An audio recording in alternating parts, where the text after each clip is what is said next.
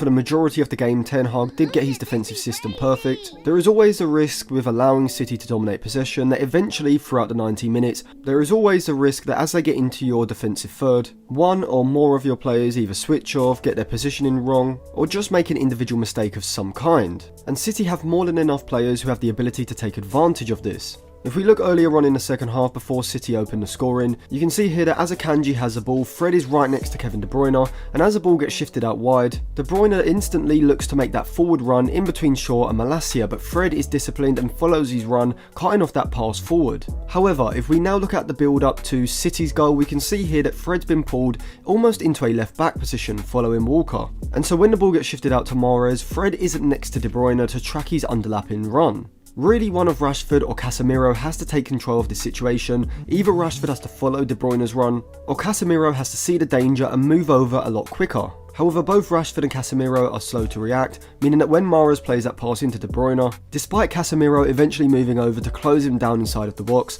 De Bruyne is able to get into a crossing position. And we can see here once again that as De Bruyne is about to put the ball into the box, there's some confusion amongst Wan-Bissaka, Varane and Shaw about who should pick up who. And in reality, I think Wan-Bissaka should probably focus on Grealish's run round the back, with Luke Shaw pushing out a bit to cut off the potential pass to Bernardo Silva. However, this doesn't happen, and so both Wan-Bissaka and Varane go with Haaland, which leaves Grealish free at the back post to attack De Bruyne's perfect cross and heading the ball into the net, giving City the opener. Now, even after City's goal, despite United being a lot more forward in their pressing and looking to get more of a hold on possession, City's pressure remains so well coordinated that United struggle to push them back. Here we see that as David De Gea has the ball, Mahrez, like Bruno Fernandes for Manchester United, is retaining a very advanced and narrow position, but as De Gea moves the ball out to Malacia, which I think he did very well throughout this game, with his kicking and overall ball playing ability improving significantly since the start of Ten Hag's reign. But as the ball goes out to Malacia in the space that Mahrez has vacated, Bernardo Silva is quick to apply the pressure. And as you can see here, Fred is being tightly man-to-man pressed by De Bruyne, and Walker follows Alejandro Garnacho's movement deep, meaning that when Garnacho does eventually receive the ball, City have managed to box United in, leaving Malacia with the only option of going long, which only hands the ball back to Akanji.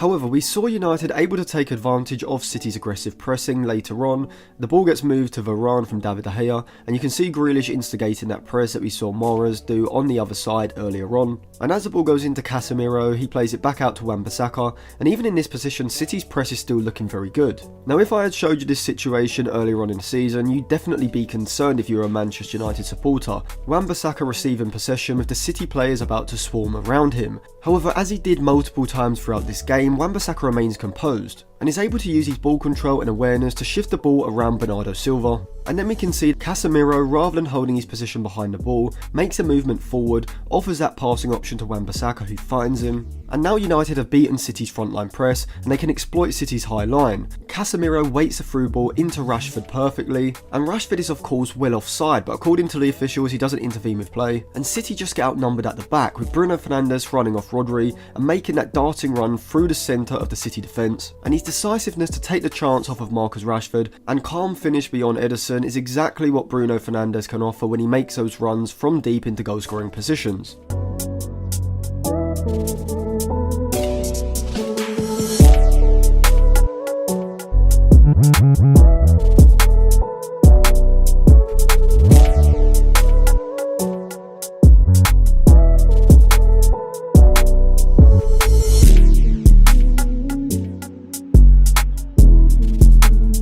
And the second United goal to ultimately win the game once again comes from their ability to exploit the space in behind City's aggressive press. We see here that Fred's able to pick up a second ball after Akanji beats Rashford in the header. And from here, Fred does exactly what he should. He moves the ball on quickly, no nonsense, even though it is a simple pass, he plays it at the exact right time. And during this, you can see that Garnacho sees a space ahead of him in behind Akanji and makes a darting run down the left flank, meaning that when Fernandes is able to race past Rodri, he as well gets the timing of his pass absolutely perfectly, recognising where the space is and plays the ball out to Garnacho. And from here, despite putting in a relatively poor first cross, It actually works out as the ball comes back to Garnacho, and because Rashford had made that early run, he already has a head start on Akanji, who has zero awareness in this position, doesn't really even look round to see where Rashford is, and Garnacho does exceptionally well to recalibrate himself, move the ball into his left foot and drive a low cross across the box, and Rashford has just moved away from Akanji, slots the ball under Ederson to give United the victory.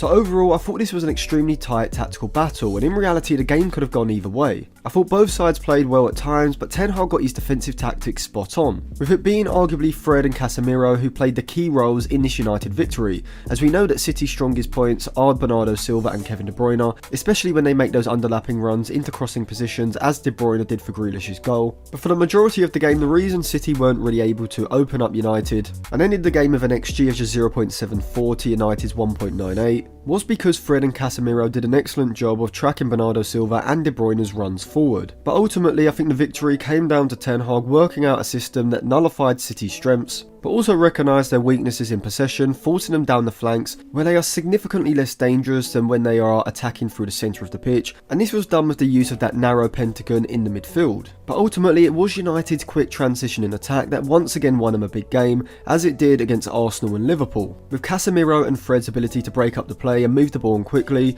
and Bruno Fernandes's vision and weight of pass to thread those through balls at the exact right moment, and with the likes of Anthony Martial who can drop off and link play, Garnacho who can make those runs forward, and Marcus Rashford who at the moment looks like he can do everything, United may just be the best counter-attacking side in world football at the moment.